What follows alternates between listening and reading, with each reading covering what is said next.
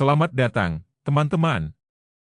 Hari ini kita akan membahas topik yang sangat penting dan mempengaruhi masa depan kita semua. Di tahun 2025, Indonesia menghadapi berbagai tantangan yang perlu kita waspadai. Nah, kalian sudah siap untuk mendengar tentang hal ini?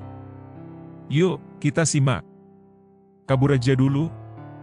Ya, kita sering mendengar kalimat ini, yang artinya kita harus lari dulu, menghindar dari masalah yang ada, sebelum semuanya terlambat. Tapi, ada banyak hal yang membuat kita bertanya, apakah kita benar-benar siap menghadapi bahaya yang mengancam Indonesia di tahun 2025? Pertama-tama, kita harus bicara tentang potensi bahaya di sektor sosial dan ekonomi. Indonesia, yang saat ini memiliki jumlah penduduk lebih dari 270 juta orang, di tahun 2025 diprediksi akan mengalami ledakan demografi. Artinya, jumlah penduduk yang terus meningkat bisa menyebabkan kesenjangan ekonomi yang semakin lebar. Kemiskinan, pengangguran, dan ketimpangan sosial bisa semakin parah jika kita tidak segera mencari solusi untuk meningkatkan kualitas pendidikan, memperluas lapangan pekerjaan, dan menanggulangi masalah distribusi kekayaan yang tidak merata. Selain itu, kita juga tidak boleh melupakan isu lingkungan. Perubahan iklim menjadi ancaman besar, apalagi Indonesia adalah negara yang rentan terhadap bencana alam, seperti banjir, tanah longsor, dan gempa bumi. Pada tahun 2025, apakah kita sudah cukup siap untuk menghadapi dampak dari perubahan iklim yang semakin parah?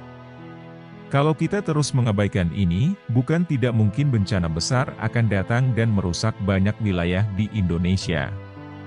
Tak kalah penting, kita juga harus berbicara tentang kemajuan teknologi yang semakin pesat.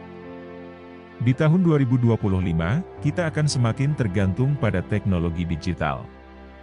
Namun, ada potensi bahaya yang mengintai, seperti serangan siber, penyalahgunaan data pribadi, dan semakin banyaknya pekerjaan yang digantikan oleh mesin. Kita harus berhati-hati dalam mengatur regulasi dan kebijakan yang melindungi data pribadi serta memastikan teknologi tidak hanya menguntungkan segelintir orang, tetapi juga dapat digunakan untuk meningkatkan kesejahteraan bersama. Lalu, apa yang bisa kita lakukan? Kabur aja dulu bukan berarti kita melarikan diri dari masalah, tetapi kita harus mengambil langkah nyata untuk menghadapinya. Kita perlu kesadaran kolektif untuk meningkatkan pendidikan, menjaga keberlanjutan lingkungan, dan mempersiapkan diri menghadapi revolusi teknologi dengan bijak. Indonesia di tahun 2025 bisa jadi lebih baik jika kita berani berubah, berinovasi, dan bekerja bersama untuk mengatasi segala bahaya yang mungkin datang. Jadi, teman-teman, kabur aja dulu itu bukan tentang lari dari kenyataan, tetapi tentang bergerak cepat sebelum semuanya terlambat. Mari kita hadapi tantangan ini bersama dan pastikan Indonesia di masa depan tetap menjadi negara yang maju dan sejahtera. Terima kasih sudah mendengarkan.